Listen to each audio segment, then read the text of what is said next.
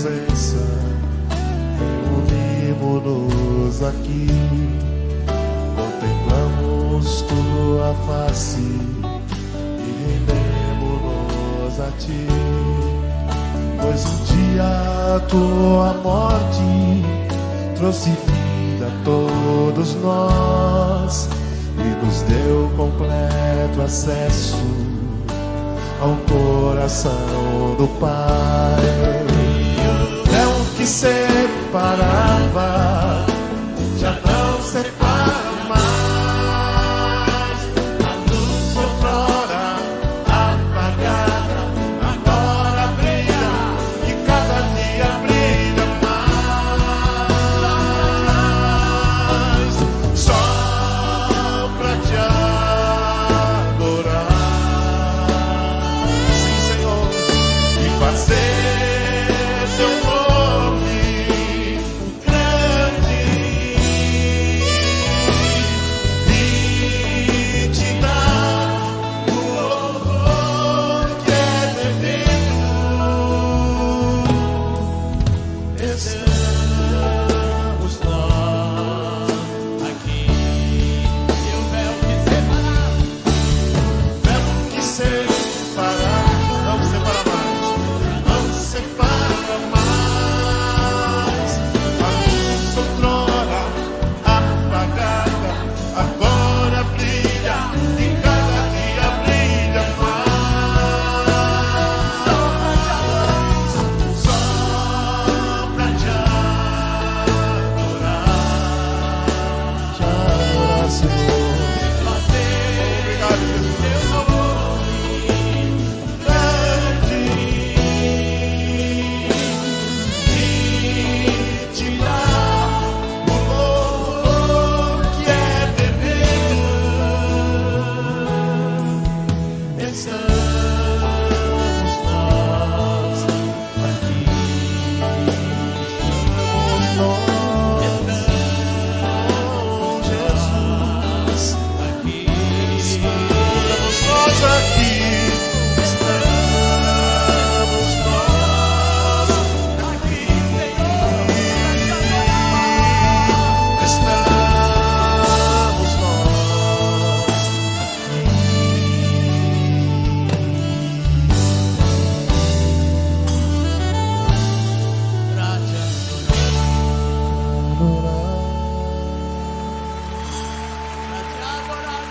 Obrigado, Jesus.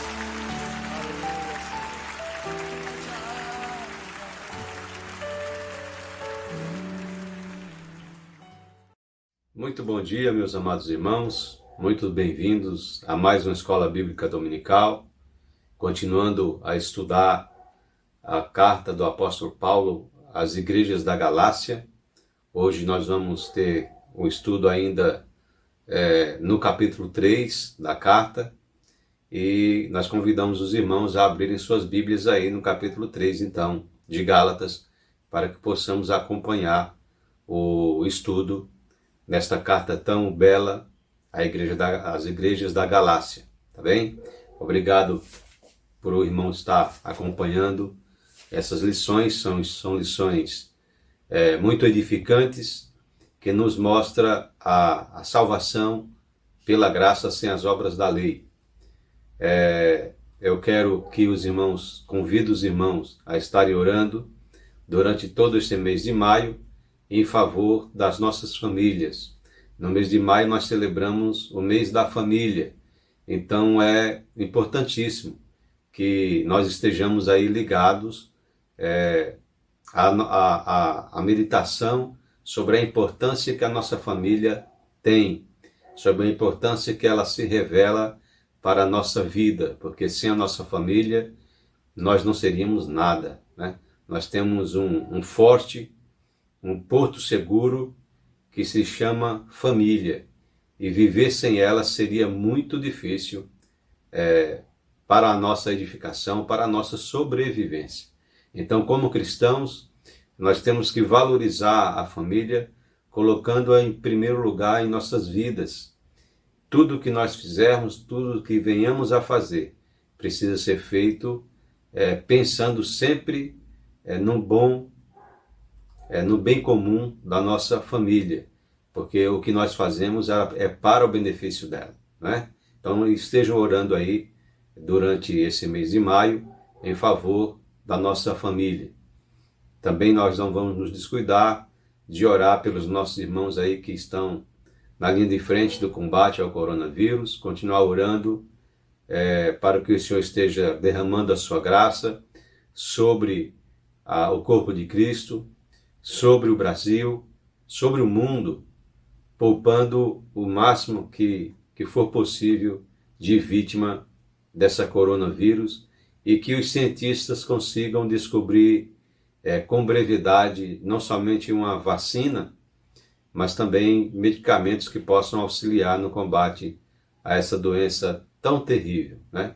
Nós temos visto a cada dia a situação ficando pior.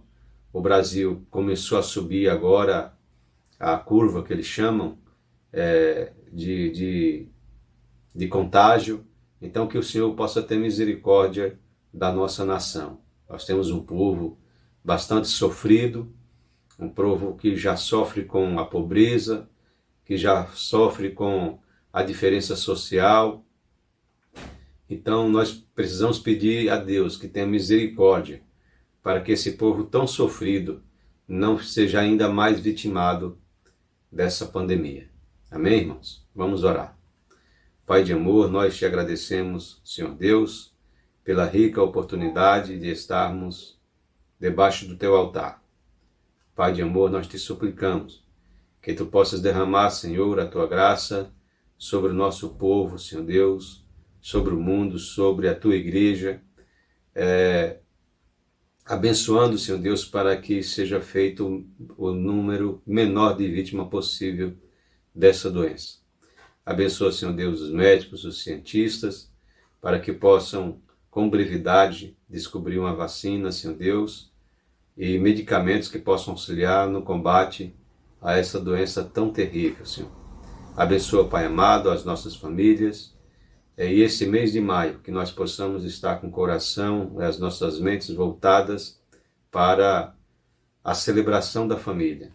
Que todos nós possamos pensar na importância da família para as nossas vidas, do papel que o Senhor nos colocou individualmente dentro da família, para que nós possamos desenvolver o bem comum para essa entidade tão importante. Pai, abençoa a nossa lição no dia de hoje, para que nós possamos continuar nos edificando com as palavras de Paulo às igrejas da Galácia, e nós possamos, meu Deus, entender qual é a tua boa, perfeita e agradável vontade para as nossas vidas. Em nome de Jesus. Amém. Meus irmãos, logo mais à noite nós iremos celebrar a ceia. Então eu gostaria de convidar os irmãos a fazermos um pouquinho diferente hoje, tá bom? Como nós não estamos na igreja,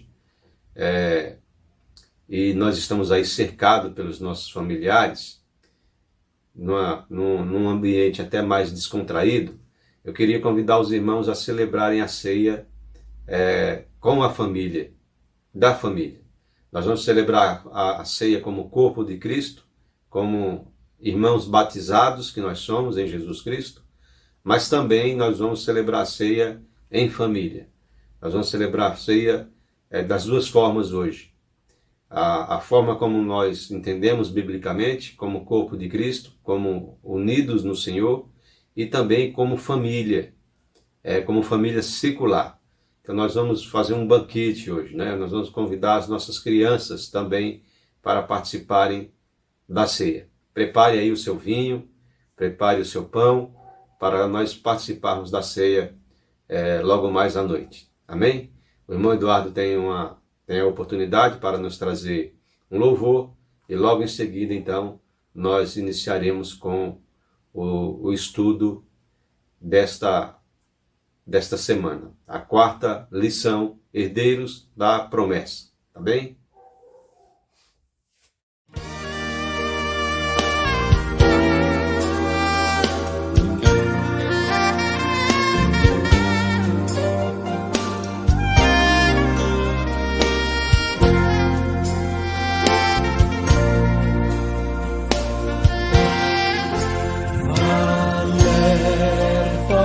terra entoa, o canto já ressoa, o mundo pecador tem grande sorte boa, a nova se vos dá, e com alegre soa, nasceu o Redentor.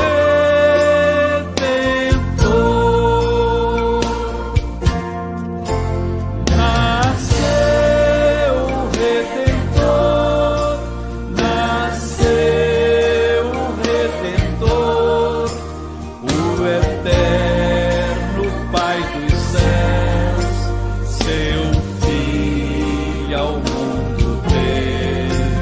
Alerta, ó terra entoa, a nova alegre e boa, nasceu o Redentor.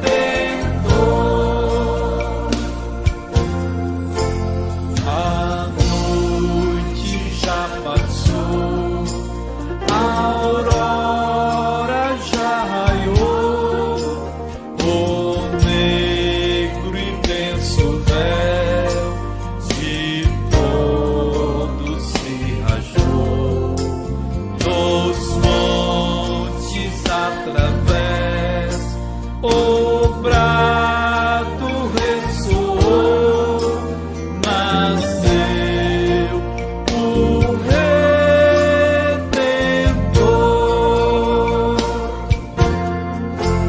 Nasceu o Redentor, nasceu o Redentor, o eterno Pai dos céus, seu Filho ao mundo deu. Alerta, ó terra entoa, a nova alegre e boa, nasceu o Redentor.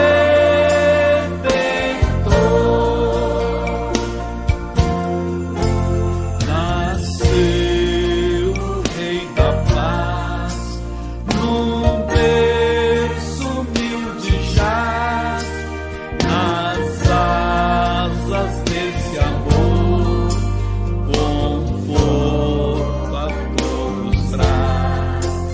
Dizei em alta voz que Cristo satisfaz, nasceu o Redentor.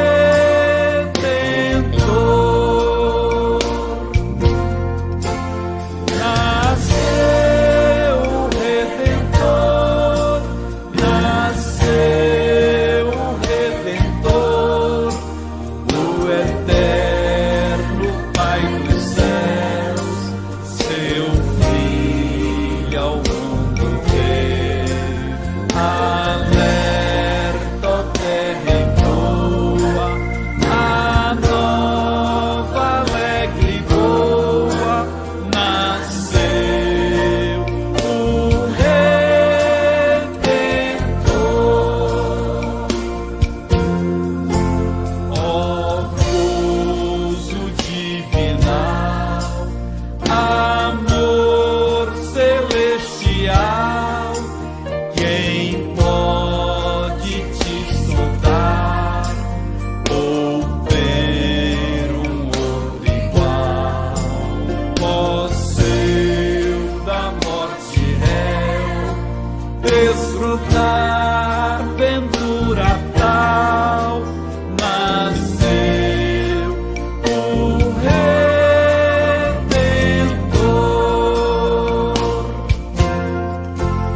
Nasceu o Redentor, nasceu o Redentor, o eterno Pai dos céus, seu Filho ao mundo veio.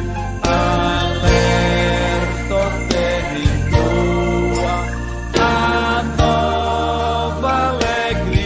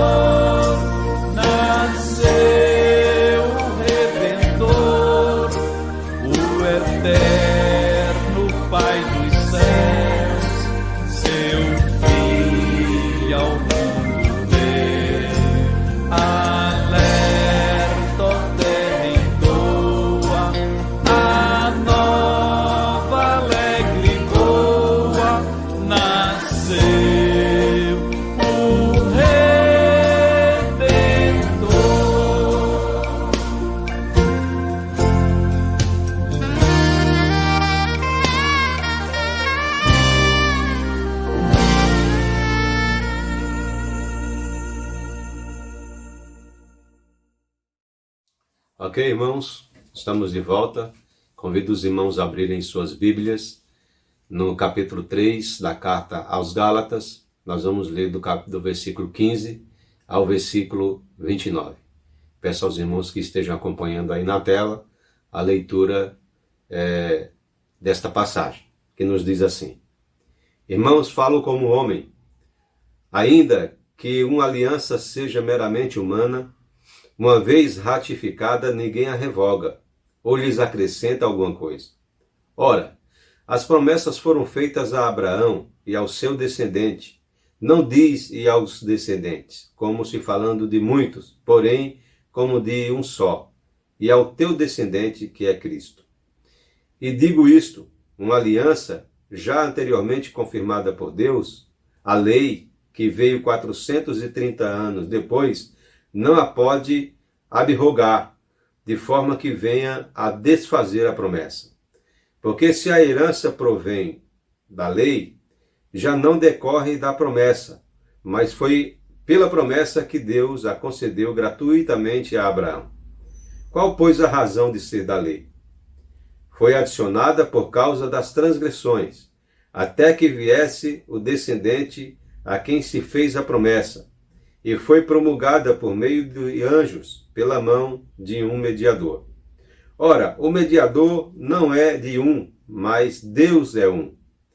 É porventura a lei contrária à promessa de Deus? De modo nenhum, porque se fosse promulgada uma lei que pudesse dar vida à justiça, na verdade seria procedente de lei. Mas a Escritura encerrou tudo sob o pecado, para que, mediante a fé em Cristo Jesus, fosse a promessa concedida aos que creem. Mas, antes que viesse a fé, estávamos sob a tutela da lei, e nela encerrados para essa fé que de futuro haveria de revelar-se. De maneira que a lei nos serve de aio para nos conduzir a Cristo, a fim de que fôssemos justificados pela fé. Mas tendo vivido a fé, já não permanecemos subordinados ao aio, pois todos vós sois filhos de Deus mediante a fé em Cristo Jesus. Porque todos quantos fostes batizados em Cristo, de Cristo vos revestistes. Destarte que não pode haver judeu nem grego, nem escravo, nem liberto, nem homem, nem mulher, porque todos nós somos em Cristo, somos um em Cristo Jesus. E se sois de Cristo, também sois descendentes de Abraão e herdeiros segundo a promessa. Então nós estamos aí diante do capítulo 3, versículos 15 a 29, da carta de Paulo à igreja da Galácia, e o texto básico, o texto-chave, é o versículo 28, que nós já lemos, mas vamos aí enfatizar.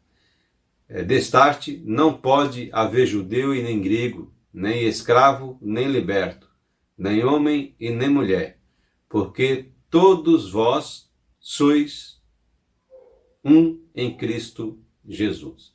Essa é a ênfase deste capítulo. Todos nós somos um em Cristo Jesus. E se todos nós somos um em Cristo Jesus, todos nós somos herdeiros da promessa, porque todos nós somos filhos de Deus quando nós recebemos a Jesus como Salvador, quando nós cremos no Senhor Jesus. Então, o que é que nós temos que aprender nesta lição, herdeiros da promessa? Nós temos 3 objetivos, como toda lição tem, né? Nós devemos saber que o crente que vive pela fé em Cristo, o crente vive pela fé em Cristo e não pelo cumprimento da lei. Mas é importante nós observarmos, irmãos, e termos muito cuidado com essa colocação, porque não é porque nós vivemos em Cristo que nós vamos deixar de praticar a lei. Importante pensar sobre isso, meus irmãos amados. O que nós precisamos entender é que a lei não salva, isso é fato, a lei não salva, o que salva é a graça, como nós vamos ver. Mas não é porque a lei não salva que nós não devemos praticar a lei. Afinal de contas, nós vivemos numa sociedade. E a sociedade, ela é regida por um código de leis. E nós, como salvos em Jesus Cristo, devemos dar exemplo da nossa boa conduta, devemos dar exemplo de boas obras, porque foi para isso que nós somos chamados. Desta maneira, nós devemos ser os primeiros a cumprir a lei, tá certo? Tanto a lei cerimonial, tanto a lei religiosa, como a lei civil do nosso país. Nós devemos nos sentir seguros, uma vez que a salvação não está nas mãos falhas dos homens, mas na poderosa mão do Senhor. Está na poderosa mão do Senhor, porque graças a Deus, graças ao seu Filho Jesus, nós somos salvos pela graça, não querendo ser redundante. Não depende de obras humanas, porque as obras humanas dependem e advêm das mãos falhas dos homens. Então, por isso que nós devemos estar seguros quanto à nossa salvação. E nós devemos agir com responsabilidade, a fim de que o caráter de Cristo seja visto em nós. Aí sim, nós devemos enfatizar a questão da lei. Nós devemos agir com responsabilidade, a fim de que o caráter de Cristo seja visto em nós. E que caráter é esse? Um caráter de responsabilidade, de um fiel cumpridor das leis de Deus e da lei dos homens. Nós vamos ver mais adiante que o Senhor Jesus, ele não veio abolir a lei, ele não veio revogar a lei, ele veio cumprir a lei. Então nós não temos que ter aí a pretensão ou a ignorância de achar que uma vez que nós somos salvos pela graça, nós não devemos mais cumprir a lei, tá certo? Nós não devemos cumprir a lei no sentido de achar que ela nos salva. Muito bem. Por que é que Deus concedeu a lei? A introdução da nossa revista. Paulo estabelece um contraste entre o pacto da promessa e o pacto da lei. Entre o pacto da promessa feita a Abraão e o pacto da lei feita a Moisés. Mostrando a superioridade do pacto da promessa e a inferioridade do pacto da lei. E depois mostrando as vantagens de estar em Cristo. Paulo faz então essa comparação nesta lição de hoje. Ele mostra que a promessa, a lei da promessa, o pacto da promessa, ele foi entregue a Abraão e ele é superior ao pacto da lei que foi entregue a Moisés. Por que ela é superior? Nós vamos ver daqui a pouco, a partir de agora. Mas o que eu quero mostrar aos irmãos é que, embora nós tenhamos a convicção de que a salvação não é pela lei, nós devemos ser cumpridores da lei. Nós devemos ser fiéis cumpridores da lei. E eu vou mostrar aos irmãos por quê. Em uma certa ocasião, os escribas questionaram Jesus acerca dos mandamentos. Qual é o mandamento mais importante? Foi o que os escribas questionaram Jesus, na verdade, na intenção de acusá-lo de alguma heresia ou de alguma blasfêmia. Então Jesus mostra aos escribas duas leis que sintetizam todas as outras leis. Essas duas leis que Jesus mostra, ela é um resumo não somente do decálogo, das 10 leis entregue no Monte Sinai a Moisés, mas ela é um resumo de todas as 626 leis contidas no Antigo Testamento. E essas duas leis está escrita lá em Mateus capítulo 22, versículo 38 e 39, que os irmãos estão vendo aí na tela. Aliás, versículo 37 e 38, que diz assim: E disse-lhe Jesus: Amarás o Senhor teu Deus de todo o teu coração, de toda a tua alma e de todo o teu entendimento, ou de todo o teu pensamento. Esse é o primeiro e grande mandamento. E o segundo, semelhante a esse, ou tão importante quanto este, é: amarás o teu próximo como a ti mesmo. Os irmãos estão vendo ali uma imagem de uma cruz, né? Nós costumamos dizer que a haste vertical desta cruz é um símbolo do que nos liga ao Senhor. É um mandamento que nos liga diretamente a Deus. Amarás o Senhor teu Deus de toda a tua alma, de todo o teu entendimento e de todo o teu coração. Então, quando nós amamos ao Senhor de todo o nosso coração, de toda a nossa alma, o nosso raciocínio e de todo o nosso entendimento, nós estamos inseridos ali naquela haste vertical que nos liga aqui da terra para o alto, direto com o Senhor. E aquela haste horizontal é o que nos liga com a sociedade. Então, é o Rogério, a ligação do Rogério com a sociedade, que diz assim: e amarás o teu próximo como a ti mesmo. Se nós praticássemos essas duas leis, o que por si só já é impossível de praticar, nós amaríamos o Senhor sem falhas e amaríamos o nosso próximo como a nós mesmos. Mas isso nos mostra tão somente, meus amados irmãos, que nós somos incapazes de cumprir esses dois mandamentos e, portanto, cumprir todos. Se a nossa salvação fosse um resultado do cumprimento desses dois mandamentos, nós estaríamos perdidos, nós estaríamos condenados, porque nós não conseguimos cumprir a lei. Eu não consigo adorar ao Senhor, porque eu sou infiel, de uma forma ou de outra, e eu não consigo amar o meu irmão como a mim mesmo. Porque se eu não libero perdão, eu não consigo amar o meu irmão. Se eu discrimino o meu irmão, se eu não deixo ele participar do meu círculo de convívio social, eu discrimino o meu irmão. Se eu me acho melhor do que o meu irmão, eu discrimino o meu irmão. Então é muito difícil amar o próximo como a si mesmo. Por isso que Paulo fala incessantemente da salvação pela graça e não pelas obras da lei, porque se fosse pelas obras da lei, nós estaríamos perdidos. Eu não posso dizer, meu irmão, que amo a Deus se eu odeio o meu irmão. Daí a razão de ser tão difícil de cumprir as leis. Mas eu estou mostrando esses dois versículos aos irmãos, para os irmãos verem que, apesar de ser difícil de cumprir a lei, e apesar de nós termos a convicção de que nós somos salvos pela graça e não pelas obras da lei, nós não podemos deixar de cumprir a lei.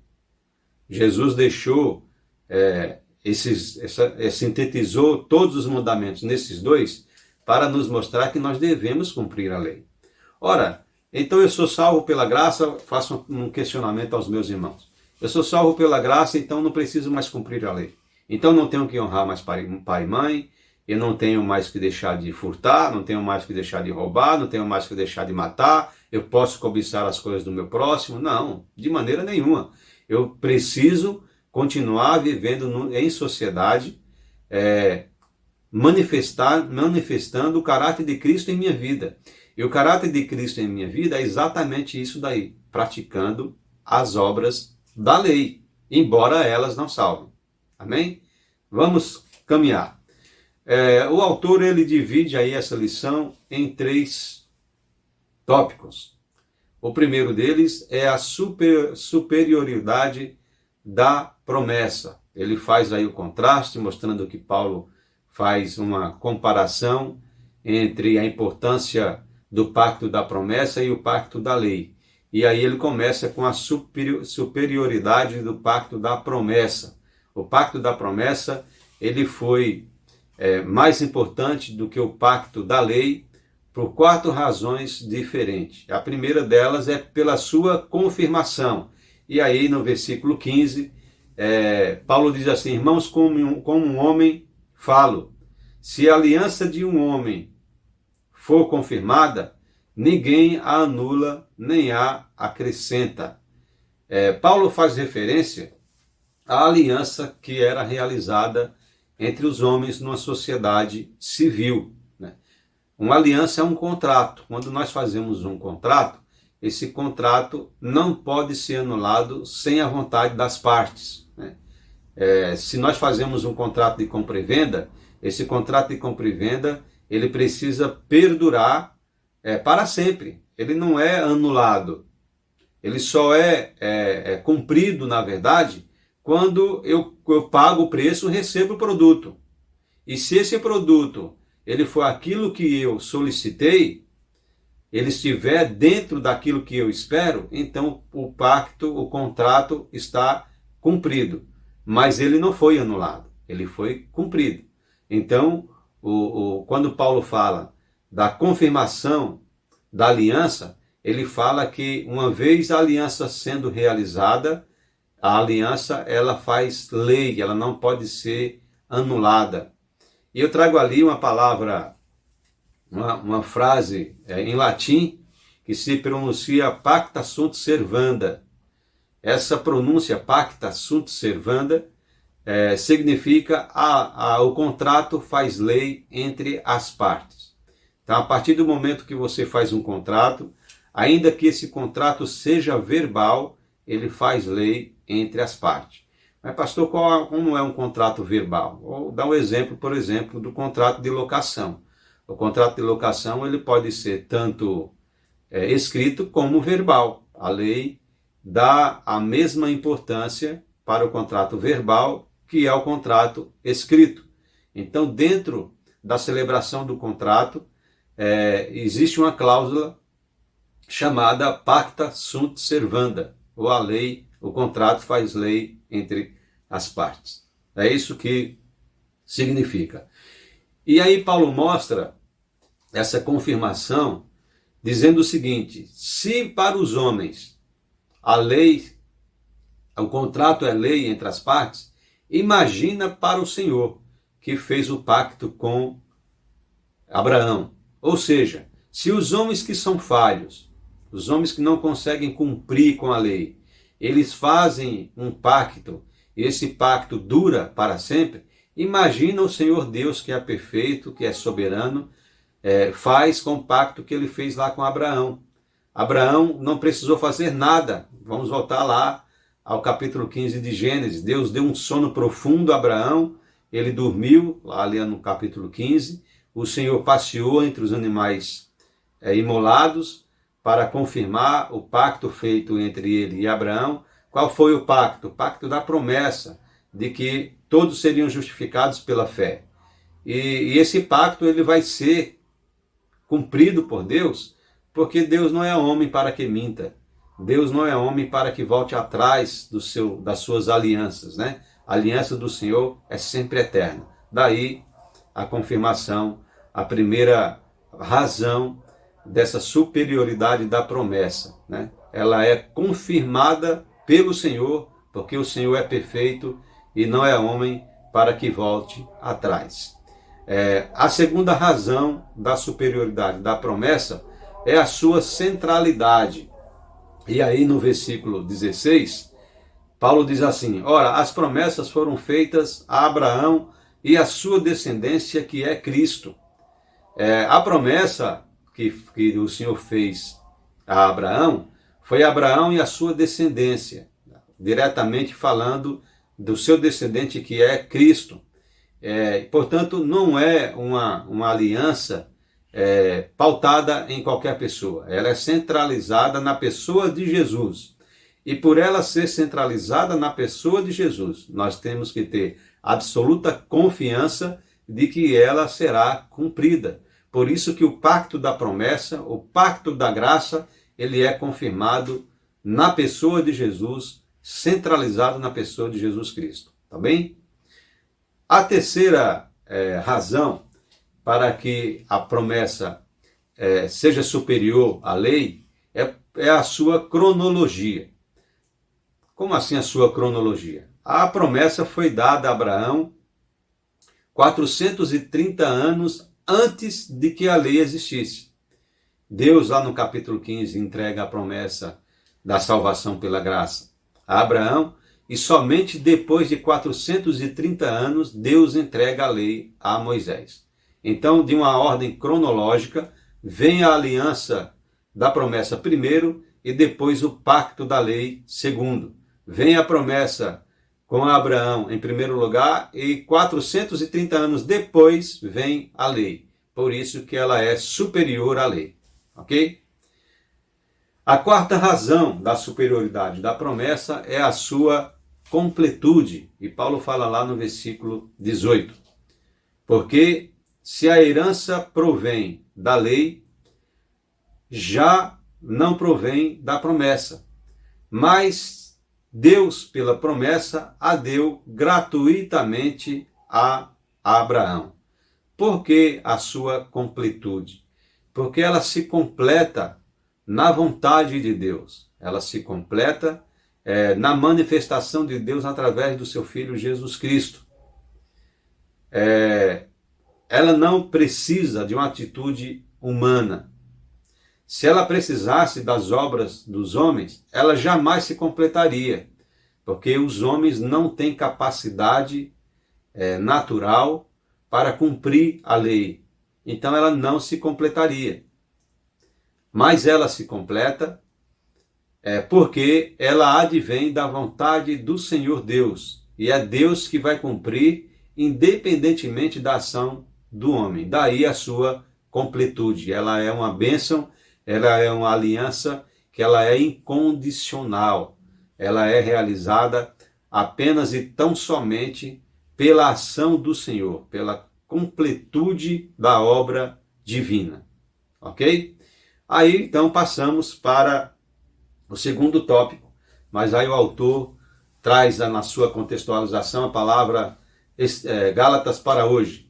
Estamos certos de que a herança que possuímos de salvação e bênçãos vem pela promessa feita a Abraão, que foi concretizada em Cristo. Essa certeza nos faz renunciar a qualquer legalismo religioso como exigência para a salvação. Mas veja, irmãos, preste muita atenção nessas palavras, por isso que eu deixei em negrito, tá bom? Esta promessa em Cristo, essa certeza da salvação pela fé, nos faz renunciar a qualquer legalismo como exigência para a salvação. Então, como exigência para a salvação, nós vamos renunciar a qualquer tipo de lei, porque a lei não salva, tá bem? Mas não quer dizer que nós devamos deixar de ser praticantes da lei, ok? Segundo tópico, a inferioridade da lei. Por que é que a lei ela é inferior? E aí o autor da revista apresenta, segundo Paulo, 3 razões. Primeiro é o seu propósito. Por que é que a lei era inferior? Porque a lei ela foi criada tão somente para mostrar aos homens a sua transgressão, para desvendar dos olhos do homem que ele é um pecador, para despir o homem das suas sujidades. Então, quando o Senhor criou a lei, começando lá com o Decálogo, ele fez aquilo porque o povo de Israel eram milhões de pessoas e, como uma grande sociedade, precisavam de regras para conviver dentro da sociedade. Então, do capítulo do mandamento de número 5 até o de número 10, são leis entregues pelo Senhor a Moisés que denota o convívio entre sociedade. Não matar, não furtar, não dar falso testemunho, honrar pai e mãe, não cobiçar as coisas do próximo. Tudo isso é uma maneira, uma forma de convivência em sociedade. Mas Deus não entregou a Moisés apenas essas leis, né, que nós chamamos de decálogo, por ser 10 leis. Ele entregou mais 626 leis que estão inseridas entre o Êxodo e Deuteronômio. Lá tem toda a sorte de leis que a sociedade de Israel precisavam para conviverem, para se harmonizarem como sociedade.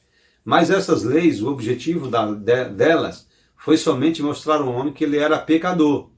Porque quando eu pratico um ato que é estabelecido em lei como crime, eu passo a ser criminoso. Se eu pratico um ato e ele não está previsto como crime, eu não sou criminoso. Então vamos falar de uma forma muito simples para que os irmãos entendam e vamos trazer aí à memória dos irmãos a questão da velocidade no trânsito. Então eu estou dirigindo a 60 por hora numa determinada via. E não existe nenhuma placa de limitação de velocidade. Então eu estou dirigindo a 60 por hora e, como não há nenhuma placa de limitação de velocidade, até aquele exato momento eu não estou praticando crime nenhum, porque não existe limitação para aquela via. No dia seguinte eu passo pela mesma via e me deparo com uma placa limitando a velocidade a 50 por hora. Se mesmo assim, eu verificando que naquela via tem uma placa a 50 por hora e eu ando a 60 como andei ontem, quando não tinha placa, eu sou criminoso hoje. Porque hoje existe uma limitação, hoje existe uma prescrição, um estabelecimento legal de que ali só pode andar a 50. Então, se eu ando a 60, como andei ontem, eu passo a ser criminoso a partir de hoje. Os irmãos entenderam?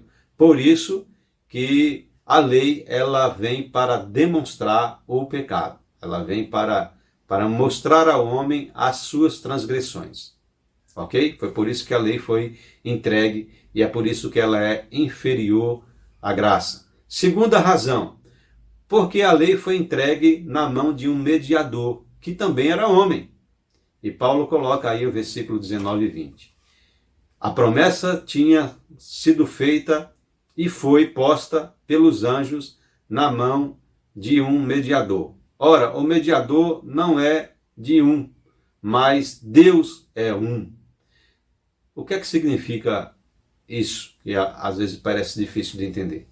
A promessa foi feita a Abraão, mas não havia ali entre Deus e Abraão nenhum mediador, porque Deus, como sendo triuno, Deus iria cumprir a promessa a ele mesmo, sem a necessidade nenhuma da ação humana. Como eu disse, os irmãos, vou falar outra vez para os irmãos lembrarem, Deus deu um pesado sono a Abraão para que não fosse concretizada a aliança ali por ação de Abraão, somente pela ação de Deus. Então o mediador da promessa feita a Abraão é o próprio Deus, e ela se consubstancia na pessoa de Jesus, quando lá em Timóteo capítulo 2, versículo 5, ele diz assim, porque há um só mediador e porque há um só Deus e um só mediador entre Deus e os homens, Jesus Cristo, homem. Então o Senhor Jesus, ele é o grande mediador entre nós e Deus. E lá na promessa, Deus foi o mediador, porque ele é o Cristo, né? E no pacto da aliança, o mediador entre Deus e os homens era Moisés. Mas Moisés, por ser falho, por ser homem, poderia, e como aconteceu, também errou diante de Deus, porque também para Moisés era impossível cumprir todos os mandamentos. Por isso que a promessa ela é superior à lei em relação ao seu mediador. Na promessa, o mediador foi Deus. Na aliança, o mediador foi Moisés. Terceira razão, o seu cumprimento. Por que é que ela é inferior à promessa através do seu cumprimento? A lei, ela guerreia contra a promessa, e o apóstolo Paulo vai dizer que, logicamente que não. Versículos 21 e 22, ele diz assim, logo, a lei é contra as promessas de Deus? De nenhuma sorte, Paulo diz. Porque se fosse dada uma lei que pudesse vivificar, a justiça, na verdade, teria sido pela lei.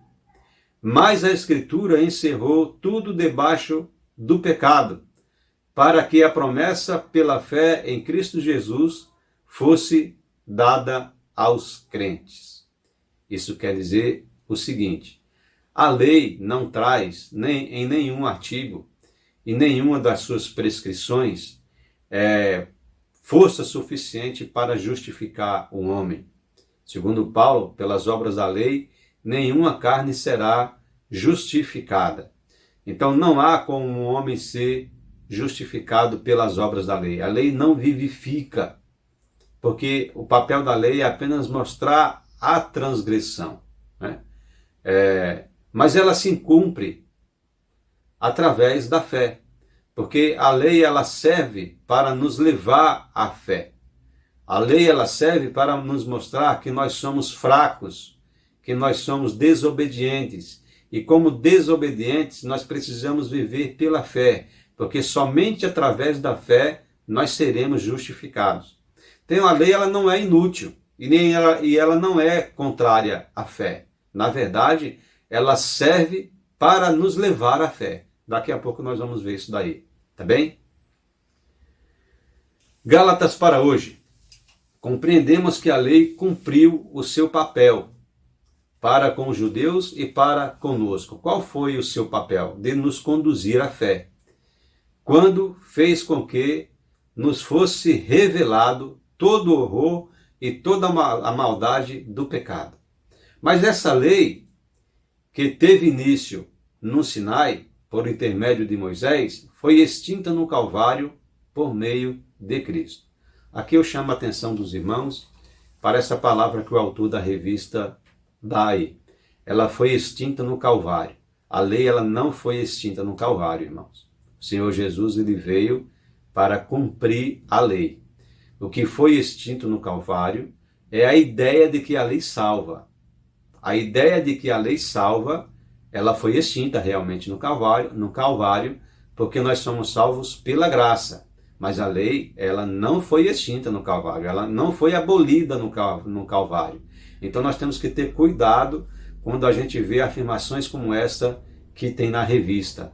Tá certo? Essas afirmações, se ela for lida de uma forma irresponsável, ela pode trazer um entendimento também irresponsável para as nossas vidas. Então, quando a gente lê uma frase fora de contexto, nós podemos usá-la de pretexto para fazer o que nós não podemos fazer. Tá certo? Então, o texto nunca pode ser usado fora do seu contexto para servir de pretexto. Tá bem? Vou repetir para os irmãos não esquecerem. Um texto, seja ele da Bíblia ou da revista, um texto não pode ser usado fora de contexto para servir de pretexto. Tá bom? Então nós precisamos entender que o que o autor quis dizer aí não é que a lei deixou de existir, não é que a lei foi anulada. O que foi anulado e o que deixou de existir é a ideia de que a salvação é pela lei. Tá bom? Não fosse assim, o Senhor Jesus não teria trazido aquela ideia dos dois mandamentos. Lembra que nós falamos de Mateus capítulo 22, versículo 37 e 38? Os dois mandamentos: amarás o Senhor teu Deus de todo o teu coração e amarás o próximo como a ti mesmo. Esses dois mandamentos resumem não somente a nossa convivência na terra com Deus, mas também em sociedade, entre eu e a sociedade. Tá bom? Então não vamos confundir aí de que a lei ela foi abolida. Ela não foi abolida. O que foi abolida é a ideia de que ela salva. Tá bom? Porque nós somos salvos pela graça. Efésios capítulo 2, versículo 8 e 9. Nós somos salvos pela graça, mas nós não devemos deixar de cumprir a lei. Terceiro e último tópico é sob a lei ou em Cristo. Nós estamos sob a lei ou nós estamos em Cristo? Obviamente que nós estamos em Cristo. Nesse texto, o apóstolo Paulo faz referência a dois estágios de experiência religiosa dos crentes que outrora eram judeus. Então, Paulo traz para os irmãos da Galácia, principalmente e especificamente para os irmãos judaizantes, dois estágios que mostram a sua experiência religiosa depois que eles receberam a Cristo. O primeiro é o tempo sob a lei. E o segundo é a sua definição que agora são em Cristo. Então, o tempo que eles estiveram sob a lei foi um tempo de prisão, porque todo o período que os judaizantes entendiam que a lei era necessária para salvar, na verdade, a lei foi somente uma prisão, mostrando a eles que eles eram pecador e aprisionou eles até o dia que eles foram libertos pela salvação da graça. Debaixo da lei. Esses dois versículos, versículo 23 e versículo 24, descreve a situação dos crentes oriundos do judaísmo, ou os judaizantes, no tempo antes que viesse a fé, ou seja, antes do Evangelho da Graça. A lei os colocava numa prisão ou sob a disciplina de um tutor. Então esse próximo slide, os irmãos vão ver do lado esquerdo um homem aprisionado. Ali simboliza a prisão da lei. E o versículo 23 diz: mas antes que a fé viesse, estávamos guardados debaixo da lei. Por que nós estávamos guardados debaixo da lei? Porque os judaizantes acreditavam que a justificação do homem dava-se somente pela lei. Porque eles precisavam cumprir rigorosamente a lei para que eles fossem justificados. Na verdade, nunca houve justificação pela lei. A justificação foi pela fé. O pacto que Deus fez da circuncisão veio depois do pacto da promessa. O pacto da lei que Deus fez com Moisés veio 430 anos depois do pacto da promessa. Então, os judaizantes pensavam de forma equivocada de que eles poderiam ser justificados através da lei. Por isso que aquele símbolo lá de um homem guardado em grades, ali as grades simbolizam a lei. Eles estiveram debaixo da lei até que receberam a salvação pela graça. Do lado direito, nós temos a figura do aio, né? De maneira que a lei nos serviu de tutor. O aio é um tutor. Como eu disse na lição anterior aos irmãos, o aio era um homem que era empregado de uma família abastada e sua função era ensinar as crianças daquela família como conviver em sociedade, tanto através da cultura, tanto através da tradição, como através da lei. E quando os meninos faziam 18 anos, quando eles ficassem maior, eles já se tornavam adultos, 18 anos aqui para a nossa sociedade, obviamente, né? Eles já se tornavam adultos e deixavam a necessidade de ter um tutor. Não precisavam mais de um tutor, né? Não precisavam mais de um aio. Eles já teriam alcançado a maioridade. Então, a lei representa tanto as grades, que nos guardou até a revelação da fé, quanto o tutor, que nos orientou, que nos informou, que nos ensinou até chegar à fé. Quando chegou a fé, nós aprendemos e passamos a crer que a salvação é pela graça, ela não é pela lei. Segundo, em Cristo, a lei preparou o judeu para a fé em Cristo. Quando confiam em Cristo para a salvação, os crentes transpõem a condição de imaturidade espiritual, que exigia cuidado e disciplina na lei. Passa então a outro estado. Que estado os crentes passariam de condição espiritual?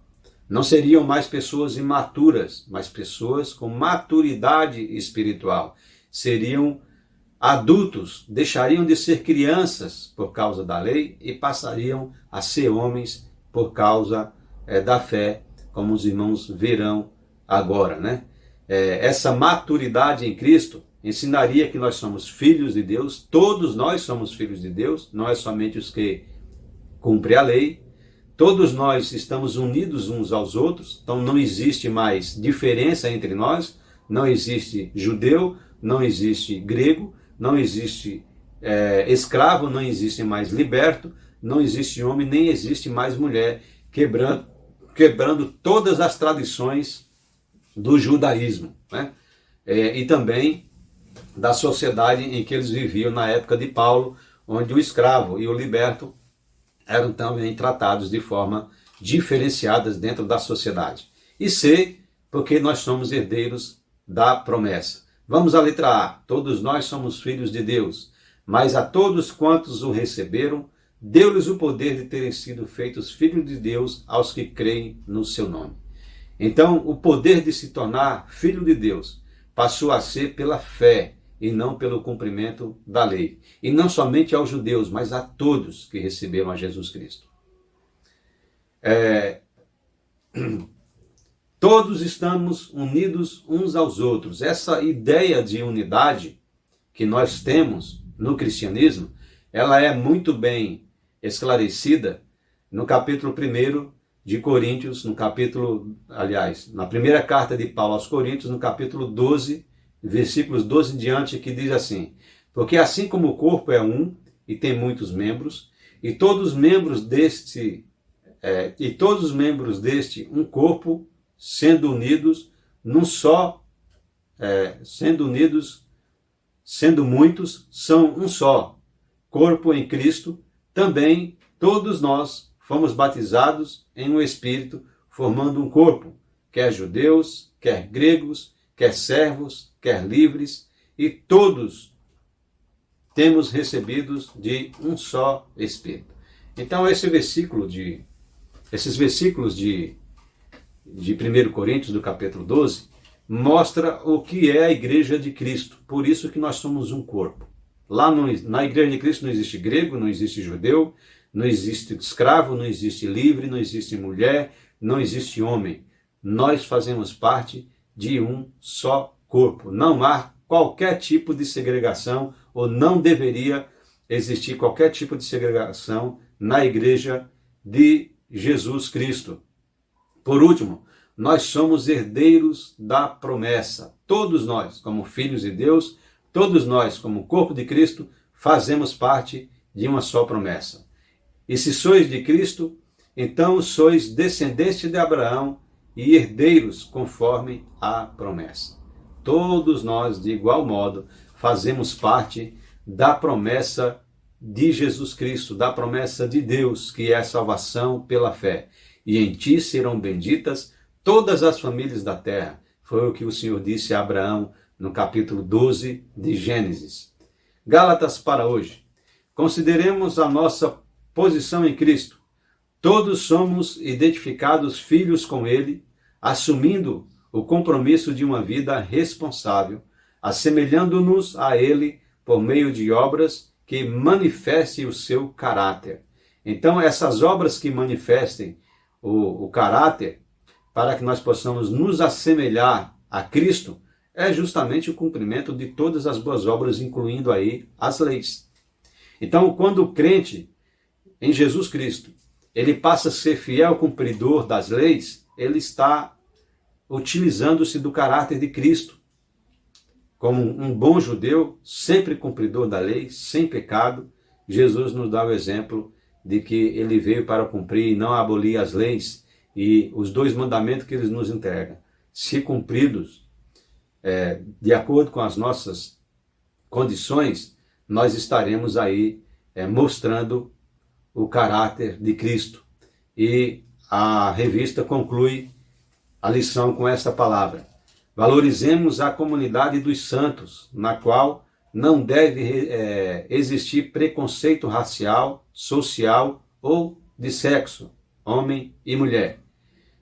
Mas reconheçamos as diferenças que a própria palavra de Deus define para evitarmos o relativismo moral e religioso tão aclamado no nosso século. Que relativismo moral e religioso é esse? É um relativismo de falsa aparência, né? Que as pessoas querem se mostrar religiosas quando elas não são espirituais. Então nós devemos viver como comunidade de Cristo, de maneira que nós temos que mostrar ao mundo o caráter de Cristo em nós. Nós temos que mostrar ao mundo que nós somos salvos através da fé, e essa salvação nos torna pessoas melhores, cumpridores de boas obras. Mas, acima de tudo, que essa salvação pela fé precisa fazer com que a nossa vida como comunidade de Cristo seja mais perfeita possível, apesar das dificuldades, mas seja mais perfeita possível. Uma comunidade onde haja perdão, uma comunidade onde haja unidade de fé. Amém? Que Deus fique com essa palavra e que logo mais à noite nós voltemos aí para nos confraternizar através da celebração da ceia. Vamos orar?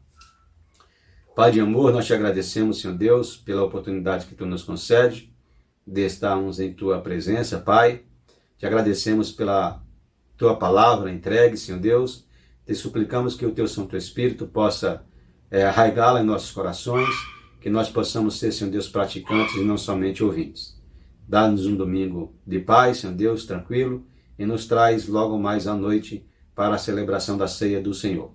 Em nome do Senhor Jesus, nós te agradecemos. Amém. Um beijo no coração dos irmãos e até a próxima lição. Oh Deus, como é bom! Como é bom ter um Deus que é fiel. Nada corta a promessa de Deus na sua vida, nada. Só se você abandonar.